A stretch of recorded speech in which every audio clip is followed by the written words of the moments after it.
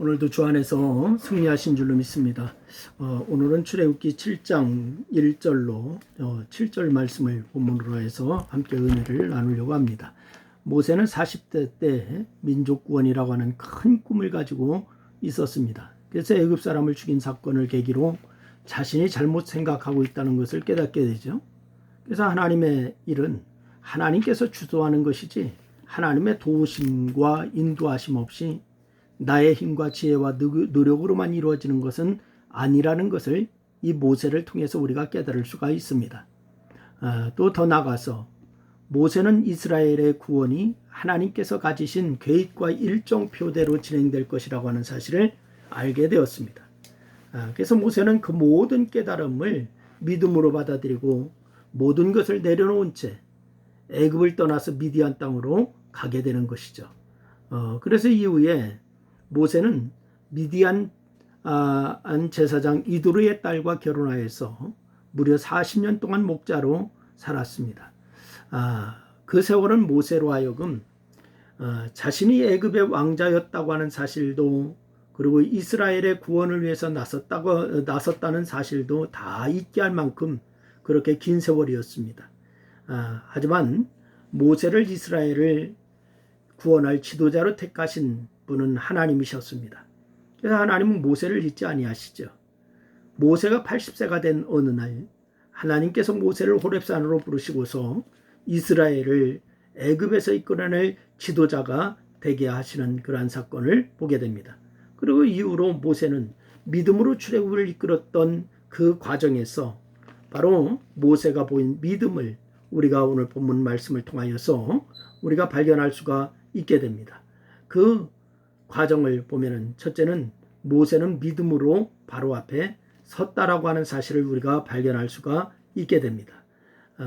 하나님께서는 모세를 호렙산으로 부르시고는 말씀하시죠. 내가 너를 바로에게 보내어 너에게 내 백성 이스라엘 자손을 애굽에서 인도하여 내게 하리라 라고 이렇게 말씀하고 있습니다. 내 백성 이스라엘을 애굽에서 인도하여 내리라. 고대 이집트에서 이 파라오는 하늘에서 땅을 지배하는 신들의 후손으로서 이 신과 같은 자격을 가진 행정 책임자이자 성직자다라고 얘기할 수가 있습니다. 그래서 이 왕에 대한 반역은 신들에 대한 반역이요 신들이 세운 질서를 거역하는 것으로 간주되었기 때문에 이 이집트에서는 반란과 혁명이 원칙적으로 불가능했습니다. 그래서 바로 이 하나님께서 모세를 그 바로에게 보내시죠. 그런 가운데 어떻게 그 절대 권력자인 바로 앞에 가서 이스라엘 자손을 보내라고 말할 것인가요? 여러분, 이 모세는 40세 때까지 바로의 딸의 아들로 생활하였지만 애굽 사람을 죽인 일로 인해서 모세를 죽이려고 한 바로의 낯을 피했습니다.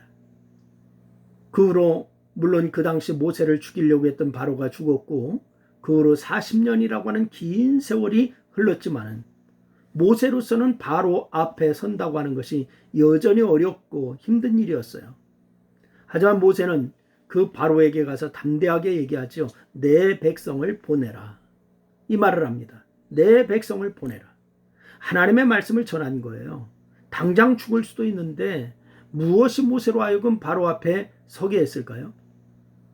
이것은 바로 다른 것 때문이 아닙니다. 믿음 때문입니다. 바로 모세는 하나님께서 만왕의 왕이시라고 하는 것과 그 하나님께서 이제 사신으로 보낸 자신을 지키시고 보호하실 줄로 믿은 거예요. 하나님은 여러분을 보호하시는 줄로 믿으시길 바랍니다. 그래서 바로가 제안한 것을 거부합니다. 이스라엘 자손을 더욱 학대함으로 바로 이 백성들에게 원망을 듣게 되었을 때도 잠깐 멈칫했습니다. 모세가. 하지만 하나님께서 새로운 명령을 주시자 다시 바로에게 가서 명령을 전달하기를 수차례나 했습니다.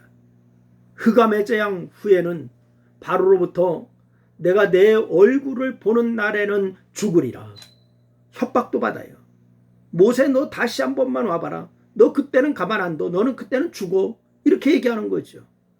그런데 다시 바로에게 가서 장자의 재앙을 예고하는 것이 출애굽기 10장 28절 10장 28절 말씀, 11장 4절 말씀, 이런 데 보면 반복해서 나오고 있어요.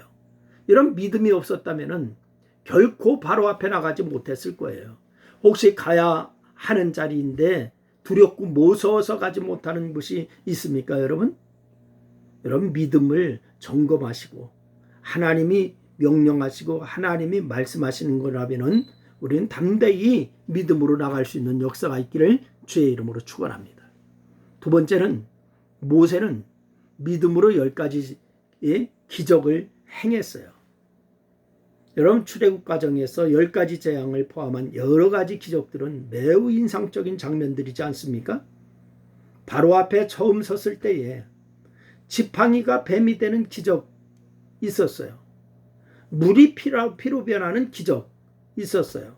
이 포함해서 10가지 재앙들은 너무나 충격적이고 가슴을 시원하게 해주는 그런 내용이다, 이렇게 얘기할 수도 있을 것이에요. 근데 재앙 앞에 두려워 떠는 바로의 모습을 보고서 이런 하나님의 권능이니다 라고 고백하는 요술사의 그런 말을 들을 때에 여러분, 우리가 기분이 좋아지지 않습니까? 여러분, 또 바로의 신하 중에 여호와의 말씀을 두려워하는 자들이 생겨나고 있습니다. 이것이 바로 증거예요. 그래서 그들이 왕은 아직도 애굽에 망한 줄을 알지 못하니까 라고 말하는 것을 들을 때 우리는 속까지 시원해지지 않습니까? 요술사들이 그렇게 얘기하고, 그렇게 왕 앞에 망한 줄 알지 못하시니까 라고 얘기하는 사람도 나타나고, 하지만 그 기적들은 너무나 할 수 있는 것이 너무나 쉬운 거라고 생각하면 안 돼요. 아무나 할 수 있는 거 아니잖아요. 모세의 지팡이를 가지고 있더라도 흉내조차 낼 수가 없는 거예요. 어떻게 지팡이를 던진다고 뱀이 됩니까? 오직 전능하신 하나님에 대한 절대적인 믿음이 있어야 가능한 일입니다.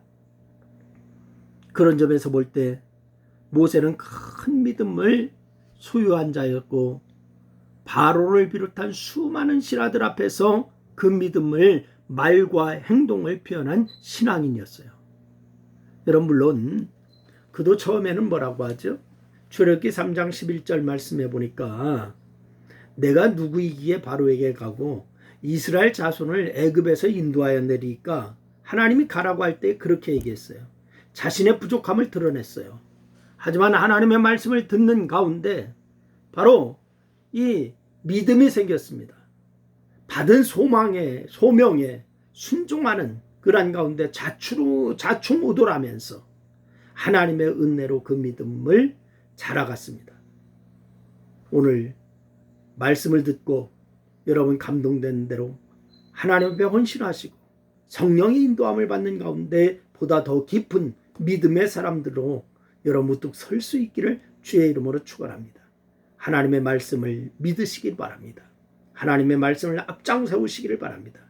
그러면서 승리의 역사가 있기를 주의 이름으로 축원합니다. 기도합니다. 하나님, 고맙습니다.